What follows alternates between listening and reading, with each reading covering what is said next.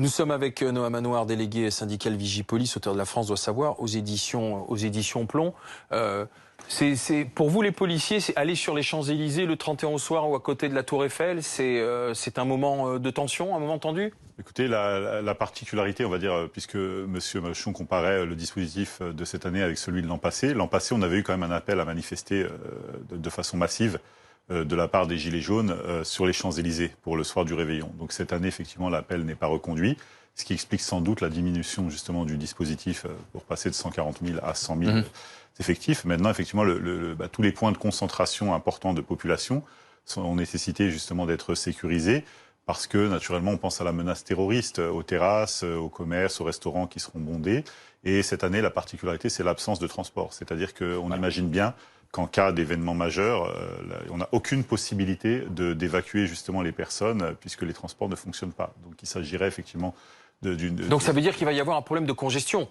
Naturellement. Puisqu'il y aura moins de métro, peu ou pas de métro. Vous savez, j'étais par exemple le 13 novembre au Stade de France au moment des attentats. On avait paralysé le circuit routier, on avait paralysé justement les transports vers Paris, on avait contraint les personnes à se diriger vers la banlieue, c'est-à-dire à utiliser la ligne B et la ligne D pour pouvoir aller vers Ory-la-Ville et vers Roissy-Charles de Gaulle. Là, effectivement, on n'aurait aucune possibilité. Et permettez-moi, puisque j'ai bien analysé le discours du ministre, de relever justement quelque chose qui me paraît pour le moins être une maladresse, c'est-à-dire de dire qu'à cette heure précise, aucune menace n'a été relevée. Ça ne se dit pas, ça se dit a posteriori, mais on ne peut pas dire aujourd'hui qu'on n'a pas relevé de menace. Vous imaginez bien que s'il se passait quelque chose demain, au niveau de la communication ministérielle, on serait forcément mal à l'aise. Quand bien même une menace serait préparée et qu'elle n'aurait pas été détectée, ça ne se dit pas en amont. C'est une autorisation justement de continuer. On ne donne pas ce genre d'informations.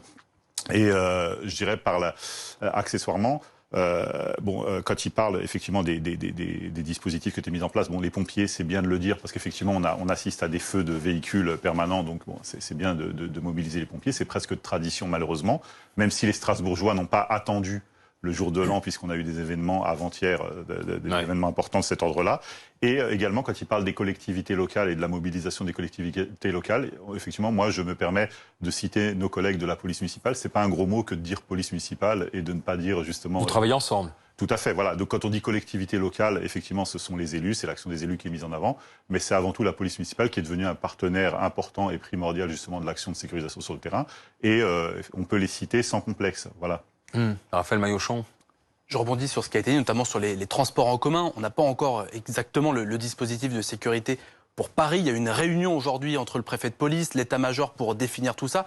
Réunion qui s'est tenue à 17h. On affine encore du côté de la préfecture quelques détails, mais la question, effectivement, ça va être les transports en commun. Ce que l'on sait, c'est qu'à Paris, pour le 31 décembre, il y aura les lignes automatiques de métro qui vont fonctionner. La ligne 1, la ligne 14, la ligne 1 qui traverse du bas jusqu'en haut des Champs-Élysées et sens inverse, mais elle sera sans doute fermée le 31 décembre au soir. Et donc, ce sera vraiment la question primordiale. Comment est-ce qu'on pourra rejoindre les Champs-Élysées et surtout comment on pourra en sortir. A priori, elle devrait être ouverte, mais jusqu'à 2h15. Voilà, 2h15 du matin. Donc, alors qu'habituellement, les lignes de métro ou noctilien fonctionnent toute la nuit.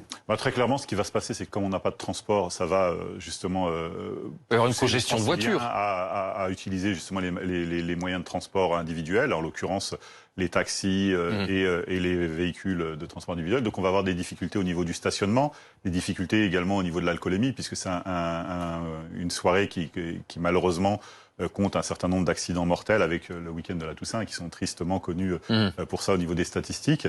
Et donc l'action de la police va être principalement justement de remédier, de prévenir les accidents routiers au travers des... Ça veut dire qu'il y aura des interpellations préventives en ce qui sans doute des contrôles les... préventifs en tout cas, peut-être qui donneront lieu sans doute à des interpellations, des contrôles de vitesse, des contrôles également au niveau des stationnements pour éviter ce phénomène de congestion puisqu'on aura un regroupement massif de véhicules sur l'Île-de-France. Est-ce que vous craignez aussi le traditionnel, je ne sais pas si on peut appeler ça comme ça, mais concours des voitures brûlées éventuellement ou pas, oui, où ça s'est bien calmé ces histoires? Alors effectivement, la peur n'écarte pas le danger, c'est un phénomène qui est encore très présent. Depuis Manuel Valls, je crois, le ministère de l'Intérieur a décidé de ne pas communiquer de façon très précise sur le nombre de véhicules brûlés.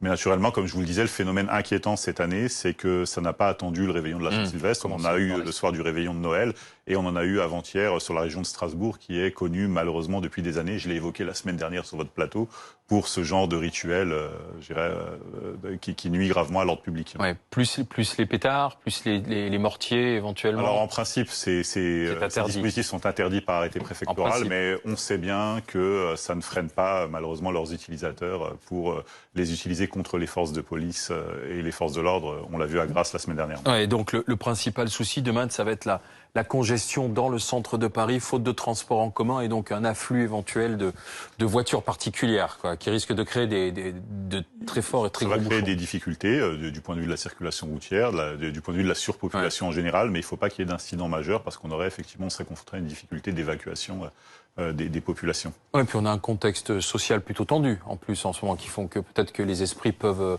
s'échauffer, quoi. Bah, écoutez, oui. Sans Et puis les doute, forces de l'ordre n'ont pas non plus la cote auprès de certaines personnes non plus. Écoutez, c'est un soir de fête, il faut pas l'oublier. Hein. Nous, effectivement, on est là pour anticiper les risques et essayer de les prévenir au maximum. Mais c'est un soir où les gens sont censés faire la fête, sont censés être heureux, donc on va rester positif et optimiste.